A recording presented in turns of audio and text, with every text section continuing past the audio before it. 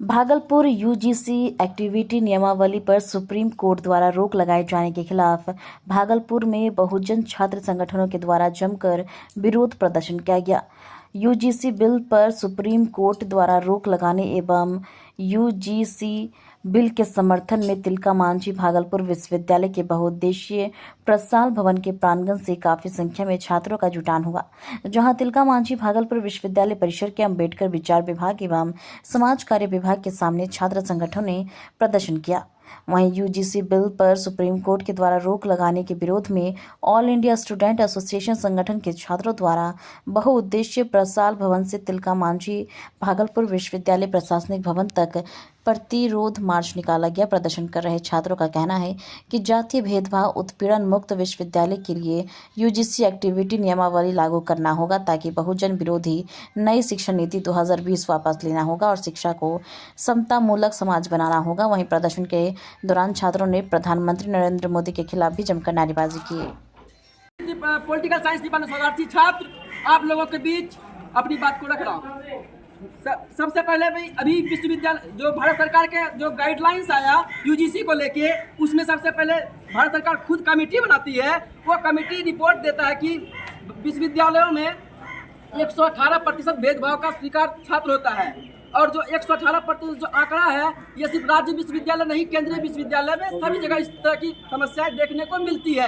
आप लोग इस चीज़ को भली भांति समझते बुझते होंगे, लेकिन आप अभी के समय में देखेंगे कि किस तरह से जो भी SC ST का जो प्रोफेसर हैं या फिर जो भी सीट है यहाँ पे कर्मचारियों का, वो 80% OBC SC ST का सीट पूरी तरीके से खाली है।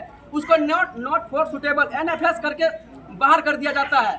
साथियों, आप लोगों के बीच हम इस बिहार विधानसभा से पारित जो 65% आरक्षण था, उसको जो मनुवादी है सुप्रीम कोर्ट या हाई कोर्ट है, इसमें जो है जो व्यवस्था थी उसको जो नवी सूची में डालने के लिए बिहार सरकार का जो कदम था उसको रोक लगाने का काम किया। हम इसके विरोध में आज यहाँ पे मार्च कर रहे हैं साथियों। और हम इस विषय में कहना चाहेंगे, जो अभी का माहौल है, जो SC ST OBC छात्र हैं जो बहुजन बढ़ चढ़ के हिस्सा अभी विश्वविद्यालय में पहुंच पा रहे हैं, मंडल आयोग के आने के बाद वो अब धीरे धीरे स्थूल करने का काम किया जा रहा है। न्यू एजुकेशन पॉलिसी से जो विश्वविद्यालय में सेमेस्टर सिस्टम किया गया है, जो ऑनर्स का स्नातक का पढ़ाई हम पहले 5,000 रुपये में पूरा करते थे, वो एक सेमेस्टर में 5,000 रुपये लेने का काम यह विश्वविद्यालय कर रहा है। इसको सर्व नाम का चीज़ नहीं है। ये इस तरह की जो भेदभाव है, जो बहुजन को शिक्षा में पहुंचने का जो काम हो रहा था, जो गरीब का बच्चा, जो बहुजन का बच्चा शिक्षा में आ रहे थे, वो इससे रोक धीरे धीरे पीछे होंगे। इन सब तमाम चीज़ों को लेके आज हम लोगों का प्रोटेस्ट था, जिसमें कि जो हमारे छात्र बहुजन स्टूडेंट यूनियन बिहार और आयशा के संदर्भ में जो मार्च निकाला गया नेतृत्व में, और हम इन्हीं बातों को लेके आज प्रोटेस्ट कर रहे थे। इन्हीं सब चीज़ों को लेके हम आपको आज जो है समय यहाँ बात को रखे। धन्यवाद। जातीय भेदभाव हो रही है, जो धार्मिक भेदभाव हो रहा है, उसको न्यूट्रलाइज करने के लिए यूजीसी ने एक नई गाइडलाइन जारी किया, जिसको हम कहते हैं यूजीसी गाइडलाइन 2026।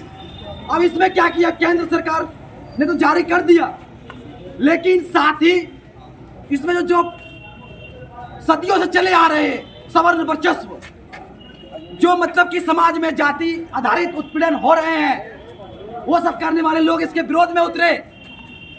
तमाम सवर्ण संगठन इसके विरोध में उतरे और सुप्रीम कोर्ट को इसके दबाव में आकर के बिना न्यायिक समीक्षा किए हुए ये बिल्कुल ही बेबुनियाद तर्क देकर के इसको स्टे लगा दिया गया।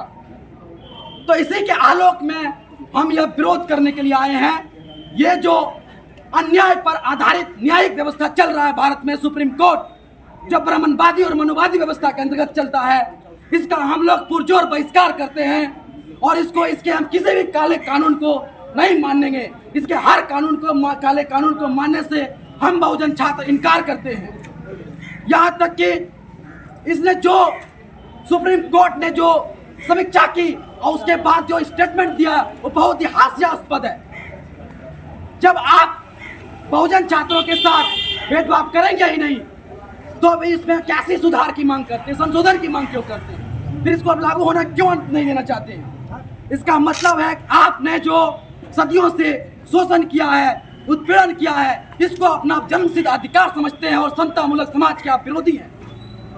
अगर इस बिल का आप विरोध करते हैं, इस गाइडलाइन का आप विरोध करते हैं, इसका मतलब है कि आप समतामूलक समाज क्या स्थापना नहीं चाहते हैं, आप संविधान विरोधी हैं। आप यहाँ तक कि आप देशद्रोही आपको कहा जाए तो कुछ गलत नहीं होगा। साथियों,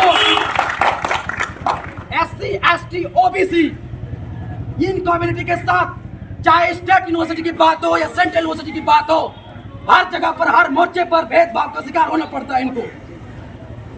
लेकिन कि समीक्षा के नाम पर, कार्रवाई के नाम पर क्या मिलता है? कुछ नहीं मिलता है। और रोहित वेमुला ऐसे आत्महत्या, पायल तड़वी ऐसे आत्महत्या और ना जाने सैकड़ों आत्महत्या जैसे मामले के रूप में इस सामने उभर करके आते हैं। ये क्या है? अगर हमारे कैंपस में ऐसे भेदभाव हो रहा है तो कुछ नहीं हो रहा है। जो समाज में घटनाएं घटित होता है वही कैंपस में होता है। जो कैंपस में जो मतलब कि समाज में आचरण हो रहा है उस हर जगह पर है, हमारे जीवन के हर क्षेत्र में है। मतलब जो समाज में घटित होगा वही हमारे कैंपस में होगा, वही होगा रिफ्लेक्शन ऑफ सोसाइटी। इसका मतलब है कि यूजीसी ने जो गाइडलाइन आई है वो भी पूरी तरह से मुकम्मल कानून नहीं है, वो बहुत न्यूनतम कानून है जो SC, ST, OBC के खिलाफ हो रहे भेदभाव को न्यूट्रलाइज करने के लिए एक मामूली और न्यूनतम कदम है। उसको भी ये लोग लागू होने नहीं देना चाह रहे हैं। ये है यहाँ पर समन वर्चस्ववादी रवैया और इसको हम बहुजन छात्र तिरस्कार करते हैं और कभी इसका स्वीकार नहीं करेंगे।